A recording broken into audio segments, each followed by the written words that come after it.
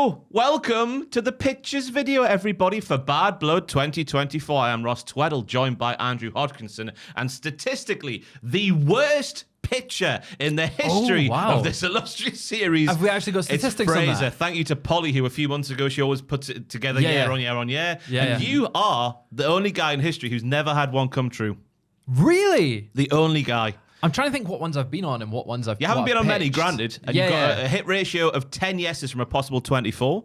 Okay, So that's you need not to great. pick I things need up, to pick Fraser. things better. Yeah. Yeah, I need to do a better job. Hopefully, this will be the week that I turn things around. And Fraser's agreed if you get to know in this video, in the honour of Kane, who of course debuted at Bad Blood in 1997, you will set yourself on fire. So hopefully Fraser never gets to know. 100%. So of course you know how it works, don't you? We'll go around the semicircle or whatever this shape is, and we'll have a pitch each what we want to see on the pay-per-view, the premium live event, if you're a dirty person, at the weekend. Are we excited, Andrew, for the show? I am for the Hell in a Cell match. Let me tell you, maybe it's too much wishful thinking. I think it is going to be pretty brutes magoots, you know. I think they'll both be wearing white, those men. With shorts. On CM Punk shorts. You don't have to take things dirty. No, I I'm was just getting saying, blood on with the white shorts, it'll look good. It will, yeah. Fraser, are you excited? Oh, I can't wait. I'm also looking forward to it being on at a slightly more reasonable time, if 11 o'clock start. Is it actually? Oh, yeah. What a 11 pretty bonus, o'clock. Bloody hell. They don't have the spoilers, so do they? nice. It's going to be so nice. Very violent, I'm imagining. Hopefully. At least petty. Are you excited? Yeah, I'm excited for the pettiness and the potential violence. I know it'll be out of turn for the WWE and their parameters and whatnot to maybe see some blood from both men in the same match, but I'm excited to see what they might do. It feels like the wheels are off after last night. Yeah. We're sitting here the morning after NXT where CM Punk had a huge winky. A huge winky, but they didn't let him keep the winky though. But we saw the winky. We saw the winky. It had a head and everything. Right, Fraser, your first pitch, please. Well, sticking with huge winkies, we're doing Drew McIntyre, CM Punk. That's what we're starting with. I think this should main event. So in my pitch, it is the main event, not the tag team match. It is the rumoured main event as well, yeah. It seems like it's going back and forth. No, it isn't. Sorry, the Bloodline is. Bloodline's, currently the rumoured one. Boom. Exactly. I don't think it should be. So I've got Drew making his way to the ring to the sounds of bagpipes and drums, which are playing a rendition of Broken Dreams. He's in that zone. He's got his music back, and he's ready to batter the hell out of CM Punk. Drew starts pulling all the weapons out from under the ring to make sure the ring is covered in weapons. I forgot to do the catchphrase. Oh my God. Do you want to Literally do went through them just before we started recording, didn't we? Yeah. Can I get a rewind? You can't. Come on, join the rewind. Remember the golden rule, everybody. It's not what we think's going to happen. It's what we want to happen. So currently, Drew McIntyre has got to the ring. He's chucking loads of weapons around the ring. Out next is Punk, who's making his way to the ring to what sounds like a remix of the Terminator theme. But no. It's AFI's Is it Missouri Cantare? Oh, yeah. Yes. Yeah. Exactly. And he's wearing the white shorts. Yeah. He's doing the full... Big winky. He's doing the full AEW Revolution look that he had when he faced MJF in the dog collar match. It gets very intense to start off. As soon as he gets to the ring, they just go at it, start fighting each other. Eventually, Drew gets the upper hand and begins to shout out to Punk about how much he hates him and he's ruined his year, all that sort of stuff. He manages to hit 3 Claymore kicks on CM Punk very early into the match, and he's sort of taking the piss a little bit, puts his foot on Punk's chest thinking, I've got this easily won. Kicks out at 2.9. Drew's getting a bit more pissed off. Picks him up. Future Shock DDT. He then covers him again. 1, 2. Drew pulls Punk's shoulder up. What's he doing? Oh, you naughty boy. He's like, no. doing? I've not delivered enough pain to CM Punk just yet. He picks him up again. He's like, I'm going to do another one, but he stops and mocks the tricep injury as he goes for another future shock. Punk takes advantage of this and low blows Drew. This allows Punk to get back into the match. It spills out to the outside. They break through the cell, and Punk starts stacking up 2 tables on the entrance ramp side. So they're stacked on top of each other. They start brawling. Then they get into the crowd. They start spilling out into the arena. Eventually, they make their way back as Drew starts retreating back to the ring as Punk is sort of taking control at this point. He starts climbing up the cell. Punk goes on the chase, and then Drew kicks him off through one of the announce tables. At this point, the medics are in. They're checking on Punk. It doesn't look good. He's busted open. Blood is everywhere. It looks pretty bad. AJ Lee comes rushing out through the crowd to see if Phil's okay. That's a nice run-in. little, that's a Like little the Matrix run-in. run, Yeah. Drew's at the top of the cell. He's climbing up. He's enjoying this moment as Punk is getting wheeled onto a stretcher. He signals to AJ to climb up. So she does. And he, again, mockingly gets down on both knees so that they're even height. On top of the cell. And AJ starts just slapping the hell out of him. But he catches one.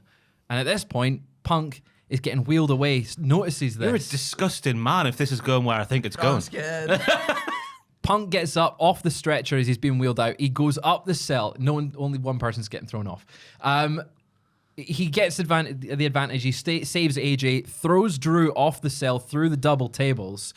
The throws him- top? Yeah. Oh, yeah. Oh, baby. Off the top through double tables. Only 2 tables. Only so- 2. Yeah, it'll be fine. Yeah. Be Goodness me. fine. There's some other padding somewhere. He's got, he's hung. He's Got hung. that big winky you were talking about. That's And that'll help him how? Padding. Extra padding. He lands through the double tables. Punk climbs down, throws him into the ring, gets the pin. It's finally over. AJ and Punk celebrate as Larry runs to the ring to celebrate with them. Bless We've him. got to get the dog in there. Bless that king. So yeah, just basically, I want CM Punk to beat Drew, despite Drew being from my Scottish lad. Ah. Yeah. It's an outrageous one. I feel it's quite tame. A man getting a 6'6", 6'5" man getting thrown off the top of a cell through 2 tables. Easy. Flip in the air, I assume, as well. Oh, double. Oh, yeah. Double, Oh, double oh, flip. yeah. Back bump on the floor. 100%. For about 18 feet in front, the air. front bump. I'll give it a year because I'm Good, intrigued to thank see you. what it looks like. It's a suitably brutal ending for a feud that has been. That's why I think it needs to up those stakes and be really brutal on a big showcase of a big spot. And a GTS isn't quite that. I would like to see Drew win though, but the Kavorka of the it's Kavorka. I saw on our tier list the other day. What did you say? Kavorka. Kavorka. People keep going. What's that word? Ross keeps saying Kavorka. Kavorka. The feeling, the mantra, the chutzpah. The Kavorka of the spot. I think it's a good. Yeah. I like it as well. I think for the longest time within these CM Punk and Drew McIntyre pitches, we've been pitching for AJ Lee to come back in some capacity. And She's I guess never going to come, is she? She's not. No. She's never ever going to come now. Forever waiting. I mean, this is a way to do it for sure. I don't think we'll get it, but it would be nice to see it. It's what I want. The fact that you had to climb up to the top of the cell. Yeah, as yeah, well. yeah. Yeah, I thought she was going down. Me too. I was like, he's Well, going there. I feel like in that spot they can have that misdirect where everyone thinks, "Oh my God, Drew's going to throw AJ off the cell." I do like the drama in that. I see you know your Shakespeare well. Yes. Yeah. He certainly does. Oh yeah, Shakespeare. Come Big on. Willie. So it's a yes from me. Thank you. See, Thank that was you. very, very good. Now I'll then. do my no, don't now. Because we're seeing a full page of A4 there. How far to the second page does it go? Just there. That's not too bad. That's not too yeah. bad. Standard Andrew. I'll do my CM Punk and Drew one first then. So I've said that it closes out the show because that's the sensible and right thing to do. Tough. Tough titties. It's reminiscent, I've said, of Hell in a Cell matches from a time gone by. Think Lesnar and Undertaker at No Mercy 2002, Michaels and Triple H at Bad Blood 2004. They deliver on their promise of a brutal match, and it's glorious, everybody. Drew looks to be in control, though, towards the end. Both men battered and bloody, kicking out of one another's finishes. McIntyre sets up for another Claymore to put this one away. Punk's on his knees at this point. He flips Drew off and signals for him to come and do it, but as Drew charges towards Punk, Phil drops down in exhaustion and rolls out of the ring. This, of course, infuriates Drew, but the Scottish Warrior has a plan, everybody. He rolls out of the ring, he searches underneath it, only to reveal a bloody dog collar, everybody. My goodness. He places it around the neck of CM Punk, he connects the other end to his own neck, and he drags Punk to his feet, pulls him in, and hits a Claymore. 1, 2... Oh, Drew lifts Punk's shoulders off the mat. Oh. What is he doing? Don't be silly. He wants to inflict more pain. McIntyre looks towards a table that's previously been set up towards the corner of the ring, perhaps in prime position, maybe, for him to hit an avalanche future shock DDT through the top rope, maybe, perhaps. Drew, with a smile on his face, just pulls a lifeless body of Punk across the canvas with the collar. There's just blood smearing all across as he gets pulled. killed. He places him up top and he simply just says, hey, you wanted this, you dafty, so you're getting it. And after a moment of looking dazed, though, we can see Punk is laughing. He's laughing through the blood on his face, which infuriates Drew, of course, who hits a headbutt to try and stun Punk for the DDT, but it only fires Punk up. Another headbutt fires Punk up until Punk just screams and unleashes a fury of his own headbutts. He looks all wide-eyed and psychotic, looks at the table, looks out at the crowd before he hooks Drew's arms and he hits a Pepsi plunge through the table. Everybody, come on! Punk thinks about the pin, but no. Instead, he wraps the dog collar chain around Drew's neck and he cinches in the Anaconda Vice to get the pass-out victory. CM Punk beats Drew McIntyre. The crowd celebrates. The watermark appears in the corner, but the adrenaline hits CM Punk and he calls off his music and asks for a mic instead. And in a callback to his monster promo that he recited in Ring of Honor and AEW in the past, a bloody CM Punk just goes off. He's going, few people are going to understand that being in this much pain makes certain people feel so alive. Let this be a statement to all those in the back that pretend I'm not the same guy I once was, that look down on me, that pretend I'm washed up and a has-been just taking their spots. You aren't the same guy you grew up idolizing. Well, congratulations, but you have no idea what you've unleashed into the world. So I'm calling my shot. No, I've earned my shot. On November 30th, Survivor Series, 1 year since my return to this company, Gunter. You've seen what I've left in my wake this evening. I'll become a monster to fight the monsters of the world. And you're next on my list, so enjoy that championship whilst you can, big man, because I'm coming for you.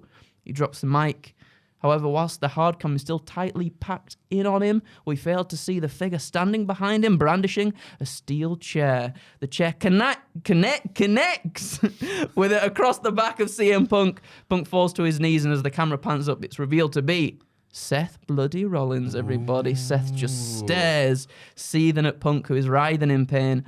He slowly goes to exit the ring. He sees Punk trying to stabilize himself on all fours, and he hits the stomp on the chair for good measure to close out the show. Did you write that one before Raw by any chance? Yes. I did. I thought Rollins going after somebody else. Yes. He's a madman. He's allowed to. I guess he is allowed to. He's allowed to. Another Punk victory around the table. I think it's happening. Do you reckon? Yeah. At one point, towards the start, I was like, Drew's got to come out of this on top, but Punk's been signaling too much that he's going for the big one, and I think he's going to do it. What about Bron Breakker? He's gone for the big one as well now. Yeah, he is. Well, that's the few. thing. Seth's come around here, you see, and now we've started something with, well, I say we started something. We got back round to something that we can do with Seth. You know what I mean? So I know what then you Braun and Gunter can go and do their thing. It's a yes from me, Andrew. Thank you. I think it was suitably violent. Yeah. Oh, it's got to the be. blood being smeared across the canvas. What a sight that would be. Ad-lib. Right, that was ad-lib right there. Whoa, everybody. you're quite Just good at fire these. Straight off the dome. Yeah, I think it's a yes from me. It's similar to my pitch there. I quite like that one, and I'm the only thing is that I'm not a big fan of the actual idea of him going for Gunther for the title. Like, I just don't really want to see that right now. I think it was a good heel promo, though, saying he's earned it. He's had like 3 matches. Yeah, he hasn't earned anything. He's done it. Oh, That's a heel promo. Big man, he's earned it. 100%. So yes from me. Thank you. It's a yes from me, but that is a heel promo. I've earned it. He was injured for 4 when months, he does, and then even when he did like that monster promo on MJF, when he was clearly like the face in this whole thing, he still sounded like a heel when he went off. It's just CM Drew Punk, was the isn't face it? in this feud anyway. No, I don't know about that one. I don't know. He was. I'm on Jack's side about Big Philly P now. Oh. Big Philly P. Philly P. Oh, that hypocrite. Big Philly B. I reckon 20-year-old Punk would be disgusted by how 45-year-old, whatever he is, how he's turned big out, time. the big corporate Yes. shill with the big winky. Anyway, I'm going to save my Drew and Punk one till last because I'm still not sure if I really want to read it out. Oh. I was disgusted myself when I wrote it. So we'll see what happens. I'm going to go to the main event, which is obviously the Bloodline match, and we get to a spot where we see the referee smacked right upside the head. I can't believe it's happening again in a match involving the Bloodline. The referee's down. What are the chances? Here come the Tongans! And a never-seen-before beatdown starts where the Bloodline have the numbers advantage. Again, what are the chances, What are lads? the Who knows? chances? Tama, Tanga, Solo, and Jacob are putting the boots to Cody Rhodes at this point, with Roman Reigns stricken on the outside of the ring due to an earlier thwacking Jimmy Uso theme. Do do do do do do do do do. harpsichord ting. Jimmy Uso is here and he makes his way down the ring while doing that walk he does where it looks like he might topple over if he's not too careful now. The boots are still being put to Cody while Jimmy slithers around the outside of the ring to where he gets to where Roman's laid out on the floor. Jimmy is looking at Roman like a dying animal who potentially could be a sustainably harvest roadkill tea if you're into that kind of thing, you know what I'm saying? Ooh, that squirrel at the side of the road is dying. Ooh, should I save him? Ooh, should I put him on the barbecue for a nice meal? Gobble, gobble. Sounds like After a little bit of... That's amazing. It's a bit too specific, really. Up the squirrels. I might have watched that Have you episode of ever Top had Gear one? recently. Have you ever had one No. before? No. Just watched that episode of Top Gear recently where they mimic doing that sort of thing. Anyway, after a little bit of stalking to heighten the drama, Jimmy looks into the ring, sees the new Bloodline doing what they're doing to Cody Rhodes, and just like in those Marvel or DC movies I've been hearing about, Jimmy puts out the paw towards Roman Reigns to pick him up. And when Roman, after a little bit of thought, ooh, should I do this, should I not? He completes the hand grasping. I want pyro to go off in the arena like some kind of sick Thanos or Obi-Wan and Qui-Gon. Yeah. And then the camera zooms in on it as well. Yeah, come on. Again, a new paragraph there. Chills, lads, chills. Roman and Jimmy are now in the ring and the fight back is on. Tanga is thrown out of there. Tama's thrown out of there. Solo, a prolonged beatdown is done to him and he's down. And then we get to Jacob. Oh, says the crowd. Jimmy Uso steps in front of Roman Reigns and he's like, Brett, Oos, let me talk to you. Yeah. And over they go to the corner and having a little chat they are, Jimmy and Jacob Fatu. Roman's pacing back and forth in the center of the ring like Darth Maul when those see-through vortex doors are closed just before he murders Qui-Gon Jinn. I'm loving these pop culture I watched it references. again last week for the first time. Yeah, It's great. good. Well, it's the best Star Watched Wars it film I again know. last week for the first time. No, for the first time in Okay, 24 right. years, yeah. I saw when it came out because it was on my birthday, I think. Anyway, so Roman's pacing backwards and forwards like Darth Maul is. Just waiting, yeah. Before he murders Qui-Gon. Qui-Gon. So after a little bit of a heart-to-heart in the corner, Jimmy and Jacob emerge from said corner, and just as you see in the background of shot, Solo is getting back up behind the pace in Roman. So we've got Jimmy and Jacob, Roman, and then Solo. That's how it looks in the ring. Okay. Solo gets a surge of energy. KO, he says. He doesn't say that at all. I've gone for that thing, you know, Andrew. You know what I'm talking about. He goes for Roman. But like a cat, Jacob Fatu flies towards Solo and meets him with a flying whatever. He ends up standing, does Jacob, over a stricken Solo with his hair around his face. Oh. Roman sort of stood there, Jacob sort of stood there, and Solo Sikoa, this is terrible for audio listeners. So in the middle of the ring, we have Roman and Jacob stood up, and Solo is down in the corner, and I'm picturing Jacob, hair around his face, cool hair flip backwards, sudden turn towards Roman, and then we see Jacob mouth, my OG tribal chief, I remember, was up my G, or something like that. Jacob vacates the ring and stands on the outside as Roman and Cody take down Solo to get the win. Then we have Jacob, Jimmy, Roman, and Cody posing. What could this mean for Survivor Series, everybody? Now, I've gone for this pitch off the back of this week. A lot of being made about Jacob Fatu actually being alongside Roman Reigns backstage at WrestleMania.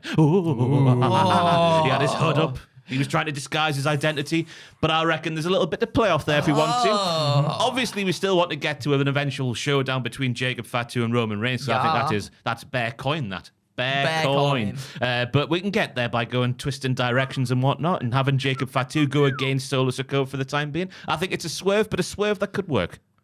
Oh. That is my case, Your Honours. I've got a bit daring. I really enjoyed all the pop culture references. Thank you very much. I think that was expertly targeted to the audience you've got today. I'm down with the kids. You really are with some Phantom Menace references. Yeah. Sorry, I missed that one off. Yeah.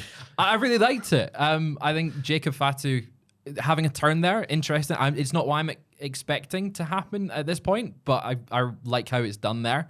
My only concern is a bit too soon. Potentially. Is that a bit too soon? Potentially, but I've gone for it. I'm kind of in the middle on that one. You can give a bar if you want to do. Can I give a bar? You can give a bar. I'm giving a bar. You're going to say no, aren't you? You horrible little guy. I might give it.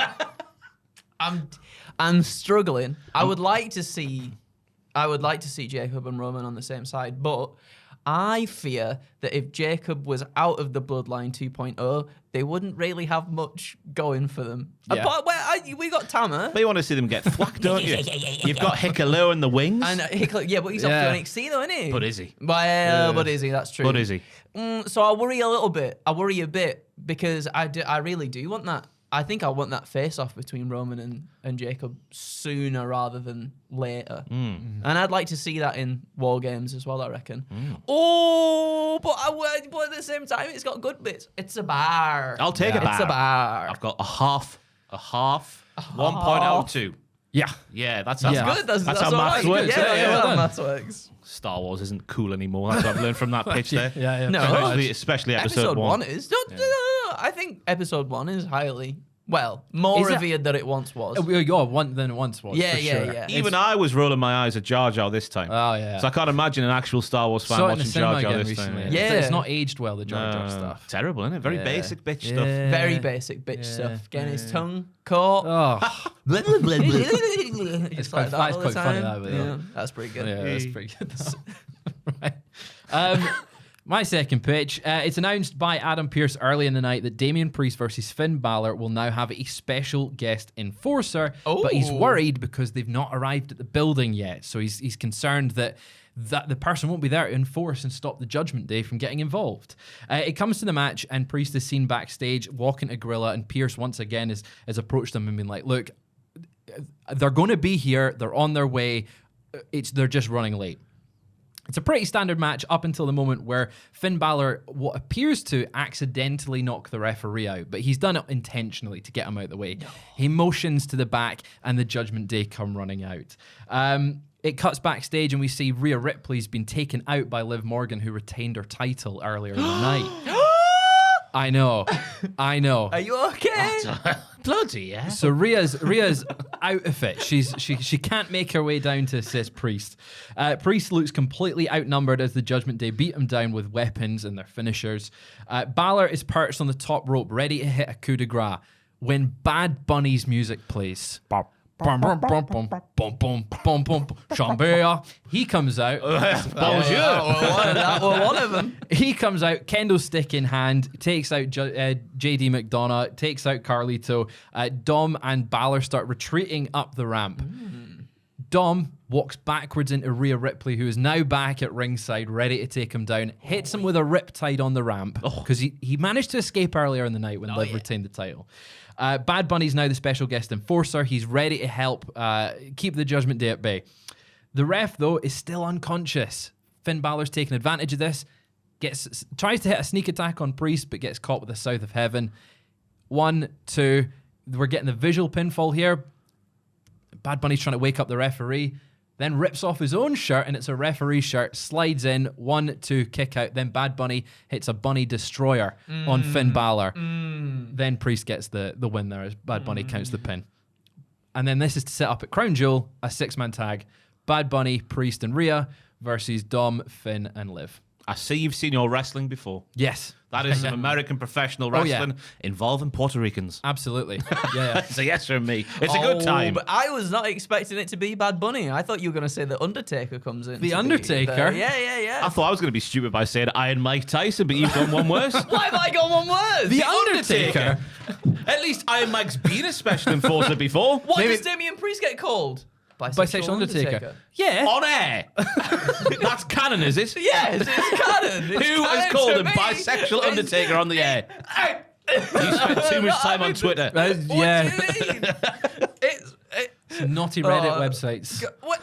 Bisexual Undertaker. Maybe that's your pitch. Pornhub.com. Bisexual. What? Joel? What happens when you type that in on I like it a lot because Thank you. it wasn't what I was expecting, and like Ross said, it's some good old American professional wrestling involving Puerto Ricans. Yeah.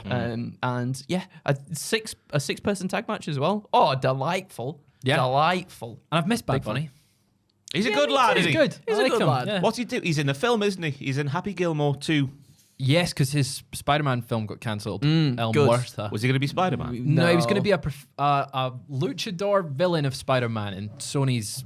A luchador villain? Yeah, aye. El Muerta. An actual luchador wrestler? Yeah. Wow. Why? Hey, wrestling's getting It got back in the cancelled, mainstream, though. isn't it? Back in the mainstream. Right. Okay. I'll go for my second one, eh? It's another full pager. It was the first one that I wrote. And they tend to be the longest ones. All right, here we go. Nia Jax versus Bayley for the Women's Championship. Nia Jax is in control for a good portion of this match, throwing everything she can at Bayley, but the challenger keeps fighting back to stay in the game. Towards the end of the match, Bayley looks to hit Nia with a rose plant, but instead the champion reverses it into a jackknife powerbomb and plants Bayley onto the mat. Hey. You see what Good we that, did there? Nia drags Bayley to the corner and hits not one but two Annihilators in a callback to the end of their SummerSlam match. This time, however, Bayley kicks out at 2. Are you crazy? It's pure desperation from the challenger. She's running on fumes. You can see the glassy-eyed expression streaming across her face as neither she, nor Nia, nor the crowd, nor we at home believe what's just happened. Seeing Bayley still reeling on the canvas despite the kick out, a frustrated Nia heads back up top to hit a third Annihilator, but Bayley digs deep and follows up the ropes to intercept the champion. She hits Nia with lefts, rights, headbutts, the job lot to stun the champion until she finally locks her arms in ready to hit Jax with all she has left, an avalanche Bayley to belly. It's at this crucial juncture, however, that "it's Tiffy time" rings throughout the arena as Tiffany Stratton comes racing down the ramp, Money in the Bank briefcase in hand. You can see that Bayley's visibly distraught by this. She can't catch a break, but before Tiffy even makes it to the ring to cash in, whammy! A ray of view out of nowhere completely wipes Stratton out. As Naomi looks down at Tiffany, she procures the briefcase to foil any cash-in attempt and looks up back to her best friend Bayley. Bayley smiles elated at the help as Naomi nods for her pal to put Nia away. It's time to go night-night. Bayley does it. She hits the avalanche Bayley to belly on Nia, but it takes a lot out of her. And as the two competitors lie exhausted on the canvas, Naomi tries to rally the crowd and Bayley to go for the pinfall. With everyone backing her, Bayley painstakingly crawls her way over to Nia. She drapes over her, hooks the leg, all whilst thanking her friend standing on the outside.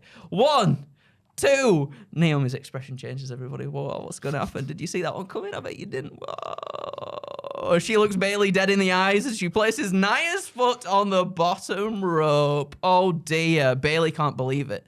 And at this point, Tiffany is also stirred to her feet, and she's seen all this unfold before her. She's stunned at the betrayal she's witnessed between these two besties.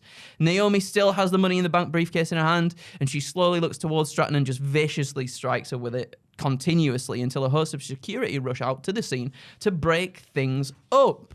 Naomi manages to slide the briefcase into the ring amongst the chaos and makes her way towards the ramp. And with the ref distracted as well as Bayley, they fail to see a recuperated Nia Jax take hold of it. So smiling on, Naomi watches as a heartbroken Bayley unsuspectingly turns back round, only to be stricken by Nia with the case. A Jax knife powerbomb onto it, 3 Annihilators. Nia picks up the win with a friendship in tatters, everybody. We get a Naomi heel turn, but I also thought as well, because of all these attempted cash-ins by Tiffany, Nia holds on to the briefcase. And it's like, you can't cash in until I say so. That. Yeah. And so, but then we get like the Tiffany babyface turn as well. I like it a lot, and you'll see after I've said my next picture as well. So it's a yes from me, otherwise I'd be a thank you. dastardly hypocrite. I think Naomi's heel turn is overdue. Like, she seems to be a little bit forgotten about in the SmackDown mix at the moment. Definitely would renew some interest in her. And I like the Nia Jax holding on at the briefcase, being like the keeper of the case, keeping Tiffany away. I think there's a lot of fun there. Yeah, I like it. It's a yes. Thank you. I'm going to sneeze. Elephant. I bet you like that bit on SmackDown last week with Nia and Tiffy, did you? What, with the where she was like, Aye. What? Bet you like as that in, like, to develop the characters more? Is that what we were talking about? I know. Is it when You know she was what like, I hey, Yeah, I know. You know. and she grabbed her face? Nah. Yes. I know. You know what I mean. Character development, that was tremendous. It was very good. Nia Jax defeats Bayley in a proper ding-dong hello battle. Like, Nia proper escapes by the skin of her teeth. Nia absolutely drained in the corner of the ring. She's spent. She's asking for water and oxygen masks. She's proper hamming it up as a good professional wrestling heel would. It's Tiffy time! Whoa! Say the crowd as one at the same time as each other. Tiffy emerges from the entrance ramp from the hole inside of that there Tron. But all of a sudden, she's Strucken by a black Mustang with blacked out windows because evil, it plows into Tiffy from the side and knocks her down. If you're struggling to picture what this might look like in your head, Joel, the gift, please. This was we got this was Jerry Lawler in Memphis back in the day. This is what I'm picturing here. So Tiffany Stratton has been mowed down You've by had a Mustang. a hit and run, and you thought that if Drew getting thrown through tables was No, crazy. my thought was Jerry Lawler did that and got minorly injured. Not that injured, but an injured. Tiffany Stratton, the generational athlete that she is, the gymnast that she could is, flip over it, she right? could take the bump but do it in a safe way where she wouldn't get hurt. the amount of time there between Lawler's clearly looking at that car for a good few. Well, I'll just stay there. But if it's on the script, you're going to get hit by a car. Oh yeah, You're gonna get hit by a big car, time. aren't Yeah. Well, it comes from the side. You said so. She So can't, Tiffy- maybe she doesn't even see it. Peripheral you know what I vision mean? is key, and I reckon Tiffany's that's got great peripheral vision. That's the one. So I reckon she can do that without getting hurt. I believe in Tiffany Stratton. Agreed. After mowing Tiffy down, the car then reverses at full tick and sends Tiffy flying the other way. She's on her knees, and bosh, she's been hit down again. The driver is really trying to make those stacks of money float around Tiffy's stricken vessel, if you know what I'm saying. GTA reference. Yeah. Yes. Kill her. With Tiffy down, the car door opens slowly, and we hear on a microphone, well, that was one hell of a rear view, wasn't it?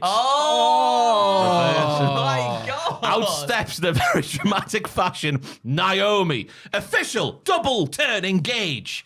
Tiffy babyface, Naomi heel. Yes. Tiffy has slowly been turning babyface, if we're seen, by being class in the ring, by being charismatic. Nia Jax is helping her along by not trusting her as well. She's just been naturally turning babyface over the last month or two at least. Naomi, again, has been on the slow burn for a while now, getting annoyed at life not going quite right alongside Bayley and not getting the wins she might hope to get. So let's do something to proper ignite both of their next runs. And what better than some vehicular homicide? Oh, what-ish? Naomi's laughing like an absolute demon. She takes Tiffy's handbag briefcase hybrid and she drives off. Oh. Dun, dun, dun. Making sure to get a sick wheel spin in on the go as Tiffany is literally left in the dust. Cue Tiffy getting a healthy Tiffany getting a healthy story to get babyface sympathy on her and get her. So yeah, you get Naomi in a proper Naomi heel run. Naomi can do this. We saw this in the Team Bad days back in the day. That was like 9 years ago now. She can be a heel when she wants to. And then Tiffy obviously comes back and gets the wah wah wee wah and a briefcase back and goes on to win the title. Oh baby, it's a big yes from me, that one. It's a daring one. It's no more dangerous than yours. No. I'm giving it. safer. I'm giving it a yes because it is so utterly professional wrestling. Thank you. Like it's ridiculous in the best ways, and it achieves what Andrews did with getting Naomi heel, which I think is again needed. So yeah, big yes. My favorite car, Mustang. Is it actually? Oh yeah. I wouldn't have thought that. So I'm a big fan of this one. Yeah. What would you say my favorite car was? Smart car. Civic. No, like a classic 60s Mini. Oh, they are quite nice as well. I just like British racing green in particular with the white stripes on the bonnet. I reckon that's your sort of speed. Oh yes. But obviously not. You're like a big fat Mustang. I like a fat Mustang, me. It's like a fat Mustang. A gas guzzler. A gas guzzler, as they say. So, oh my God. I think we need the Naomi heel turn. Feels like it's coming as well with the end of the match on SmackDown, where she kind of was just like, yeah, well done. And then I know we got the thing backstage, which made it feel You a could bit see more like through that, though. You Yeah. can It could see go through either it, way, yeah. couldn't it? I agree. And then I think you're right. I think Tiffy's just on the trajectory of turning naturally babyface just through everything that Nia's doing at the moment. So a double turn would be nice, wouldn't it? I'd like to see Ignite. it happen. Engage. Ignite. Is that a new thing? Maybe. Double turn. Double turn engage. It's nice. I like it. Thank you. That could be like a pro wrestling tribute band, couldn't it? Ignite Like, engage. Double turn No, engage. double turn engage. Like Yeah, kill it's like switch kill switch engage. engage. Yeah. Oh, rubbish. yeah. Fraser, what's your third pitch? Third pitch is about the actual main event, Cody Rhodes, Roman Reigns versus the Bloodline. Cody and Roman are struggling to coexist during their tag team match against Solo and Jacob. There's some clear issues between the two, and this causes some miscommunication throughout the match. Reigns is seen tagging himself in at multiple times, causing Rhodes to become irritated by him. This is obviously in stark contrast to the Bloodline, which looks like a united force with Solo firmly in charge. Or is he? You can't be serious. Cody and Roman are doing whatever they can to stop Jacob from being tagged into the match because they realize what a threat he is compared to Solo. Unfortunately, the tension between Rhodes and Roman inadvertently leads to Jacob being tagged into the match, and he goes straight onto the attack of Cody. He manages after a while to get a 2.9 count on Rhodes, which shocks both Cody and Roman. Solo at this point demands that Jacob tag him into the match because he's like, well, I'm not letting someone else get the victory here. He starts getting a little bit cocky, starts like playing around with Cody, but Cody manages to counter and gets the hot tag to Reigns. So this is the first time we're sort of seeing Roman and Solo actually in a match together. After a Superman punch, Roman has Solo set up for a spear. However, standing behind him in the corner, sort of the Keith Lee shot where he rises out of nowhere. Jacob comes out of nowhere, drags Roman over the top rope, and basically beats him up at the floor, throws him into the corner. He runs around the ring and does a big spear through the barricade on Reigns. This takes Reigns out of the match for a considerable amount of time. Back in the ring, Cody is starting to build momentum again and is going straight for Solo, despite not being the legal man. He goes for a springboard Cody cutter, but is caught mid-air by Jacob Fatu, who either does I liked your word, a flying nothing. It's almost a headbutt, but he's just out of nowhere. So Cody's mid-air, just gets flattened by Fatu. Reigns is now getting to his feet on the outside, but is immediately met with Fatu diving over the top rope and landing on Reigns, showing just how much of a threat Jacob Fatu is. Solo is starting to show signs that he's annoyed by Fatu's domination of the match so far, so he orders him to stay in the corner while Solo is the one to finish Reigns off. He goes ringside and rolls Roman into the ring and hits a Samoan spike on the former Bloodline leader, but Reigns kicks out. He manages to get some distance between him and Solo and tags in Rhodes. Cody whips Solo into the ropes and doesn't see that Jacob Fatu has sneakily tagged himself in. Cody hits Solo with a crossroads and goes for the pin, but out of nowhere comes Jacob Fatu once again with a huge springboard moonsault. He runs at Reigns and spears him through the ropes like the Big E spear to the outside. Reigns is just taken out completely. Clearly he's come back a bit too soon. Fatu immediately gets back in the ring, picks Rhodes up and throws him into the ropes and hits a pop-up Samoan drop and covers him.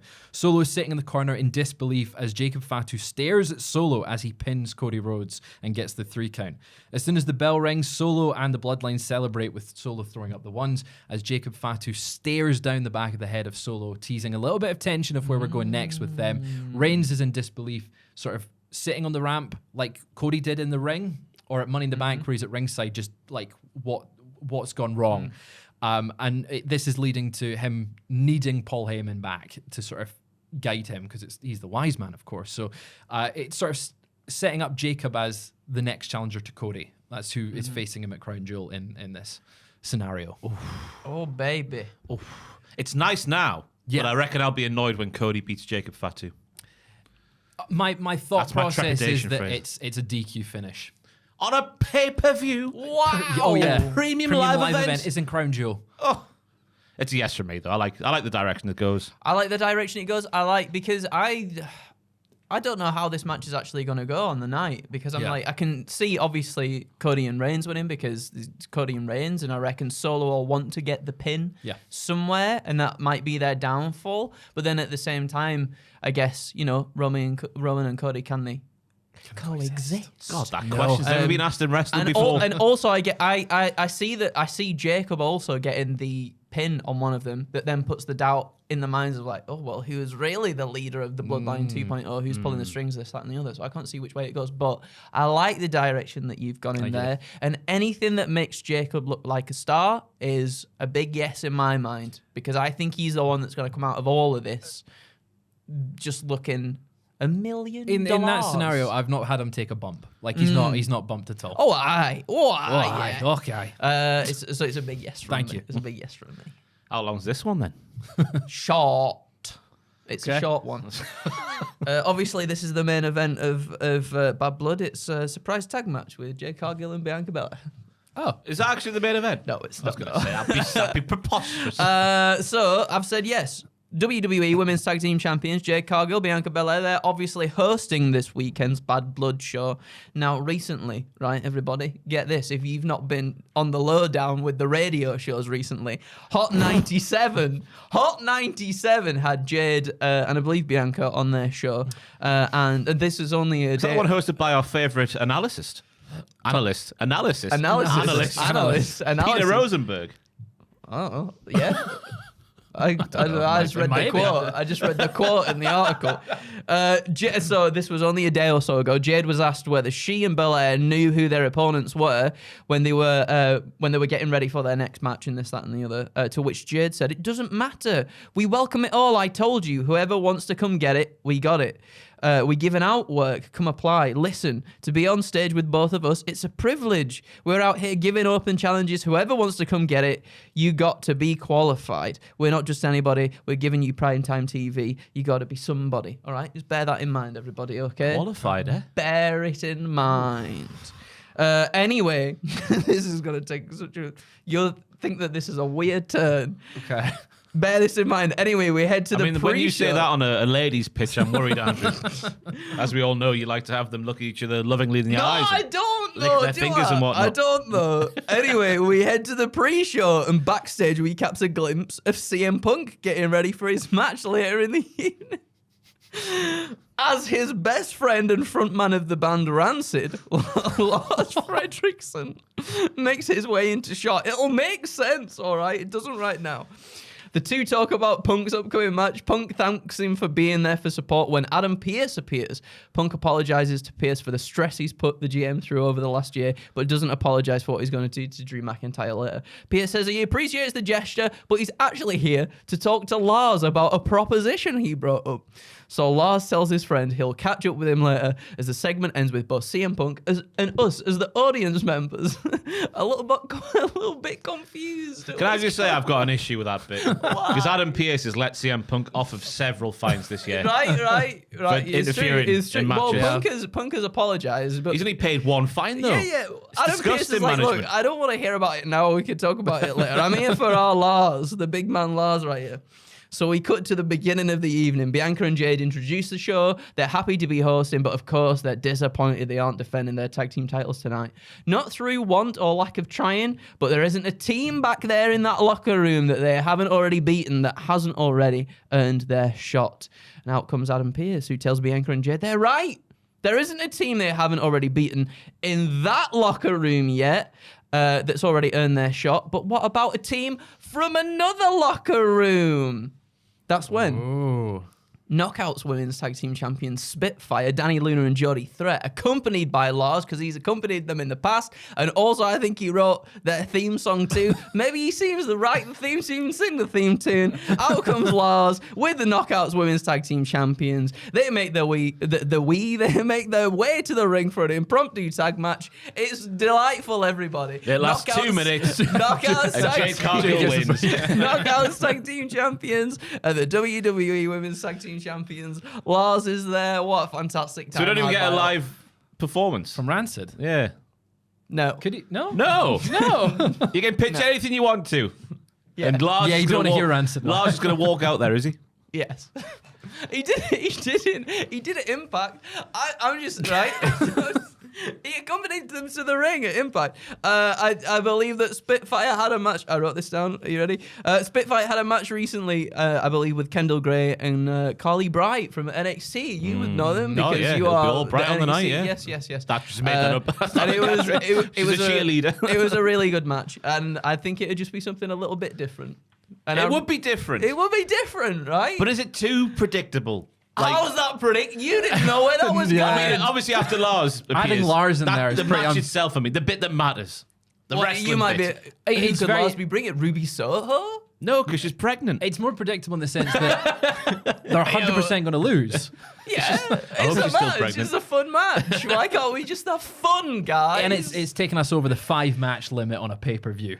It's true. That's But what a surprise it'd be. I like the setup, but Yeah. I don't like the prospect of the match because it only ends one way, doesn't it? Yeah, but very, it's very quickly and but very it- jadey. But it's a good match, though.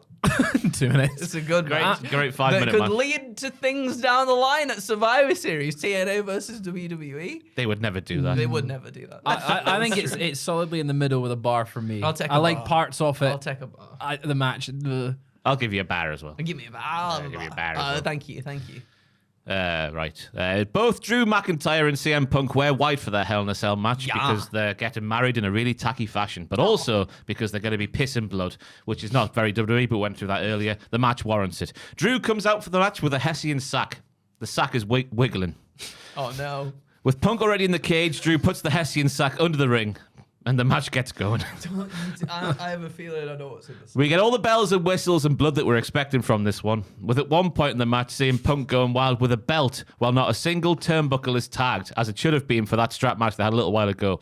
This furious rampage sees Drew get one shot in to knock CM Punk down long enough that Drew can get back up on his own feet, head for the cage door, get the clippers, open the door, and get out of there. But on the way out, he gets the Hessian sack from under the ring, and he heads to the top of the cage. No, don't. Punk comes to and slowly follows Drew to the top of the cage. Seeing Punk on the way, Drew moves to the far side of the top of the cage from where Punk is climbing. As Punk gets halfway up the wall, Drew pulls Larry Punk out of the Hessian sack. Punk is frozen in fear for a second. What the hell is Drew going to do with little precious... I love Larry the dog, but what's he going to do with Larry the dog? Well, just like Jack Black the motorcyclist in Anchorman, Drew McIntyre punts with his foot Larry the dog off the top of the cell on the side where Punk is climbing, forcing Punk to jump from the cell and athletically catch Larry while obviously sacrificing his own body and landing on the arena floor below. Larry is safe. He's ushered to the back by medical personnel. He's shaken up as Larry. It's How terrible. high up the cell is Punk? Halfway. So That's reasonable. back- That's flat back reasonable. on the concrete. Yeah, that's reasonable. on the mat. Okay. He's in the halfway up. Yeah, it's fine. So Larry's ushered to the back for medical treatment. He's in a treat. He's very shaken up. It's a terrible scene. But obviously Punk is now on the floor, having sacrificed his own being for the sanctity of his own dog. Yes. As we'd all would do if we had a dog. Of course. A stricken Punk is then rolled into the ring, and one Future Shock DDT later, because he won't get up for a Claymore, a Future Shock DDT later, it's all over. Drew McIntyre has won. Larry comes back out and attacks Drew McIntyre to get his heat back. Drew runs away. AJ Lee then appears at the top of the ramp and kicks McIntyre in the penis, not once but twice, for being such a scoundrel. And because of those two actions there, we're all right now. The morality balance is fine. Balance. Yeah, Balance we're all right. is We've out. seen some horrible animal cruelty. Horrible. But Drew did that tweet the other day, and then I saw the video about Larry, and I've gone, they've done this for a reason, haven't they? They haven't at all. But The show's going to open with Punk being like, "You see my dog? Where's my dog?" crucially, though, Drew McIntyre's now 2-1 up. Drew McIntyre's now 2-1 up in the series of matches with Punk. I'm sure you can see why I was a bit trepidatious about reading that one out. I don't know why. I don't know. But no. That's it. They do a Kennel from Hell match instead. But with Larry. But with and Larry can be circling around. Larry would be as effective, if not more effective, than the Rottweilers they used. Was it Rottweilers or Dobermans? Because those Rottweilers was just shagging each other, weren't they? shagging. They were shagging and pooing and weeing everywhere. What a good match. Yeah. That's a yes. It's a yes, is it? Yeah, it's a yes. I am Ruby. shocked. Go on, just not that I want this to. Not that I want. You want to this see happen. a 6'5" Scottish man kick a dog? He's like holding the dog over the cell. It's very funny. That's It's the amount of effort. visual to think about. Do we? Can you not like? I was thinking. swap I was Larry on the brink Are of. you I sure? was on the brink of making it more sensible, right? By having Larry not revealed. Okay. So you could just have a dog. It could be anything. A dog-shaped structure in there, a dog shit and kick the Hessian sack off. That's not. Yeah. No, you've got to pull the dog out and hold Oh on. no, that's Then he would be even worse. stationary, That's would even he? worse. Yeah. That's even- Never mind. Go- I was go going to on. go more animal cruelty, right? Punk.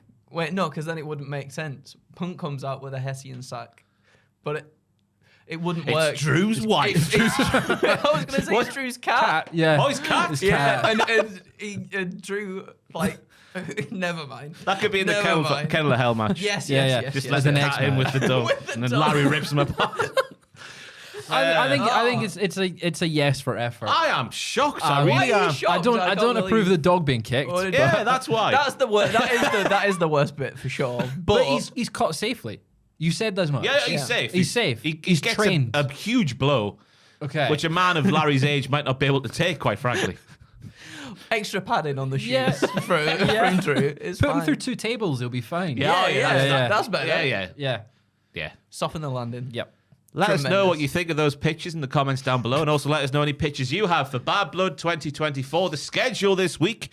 Today is Wednesday. This is when this video goes live. Tomorrow is Thursday. Predictions with who? With myself and Adam Pacitti. They'll be going live tomorrow night as well. The Cultaholic Wrestling podcast with myself and Tom doing a two-man things on Friday. Then on Saturday night, what time are you starting on the tubes? I believe the pre-show starts either around 9 or half 9. I think the main card starts at 11, so probably 9 o'clock. Myself and Adam will be on YouTube, youtube.com/cultaholic/live. So and then come hang out. all right, go and do the don't kick any dogs though. No, don't do that. Yeah, and then on Sunday we'll have WTF. What happened? At some news coming out from the show as well. You know what we do on pay-per-view weeks, but that's it. Have we had a lovely time? Absolutely. It's been wonderful. Thank you, Ross. Great. You know how we end these videos, don't we? Oh, we sure do. Shall we all do the catchphrase at the same time? Go on then. Go on then. Always remember, everybody. Life's a pitch, and then you die. die.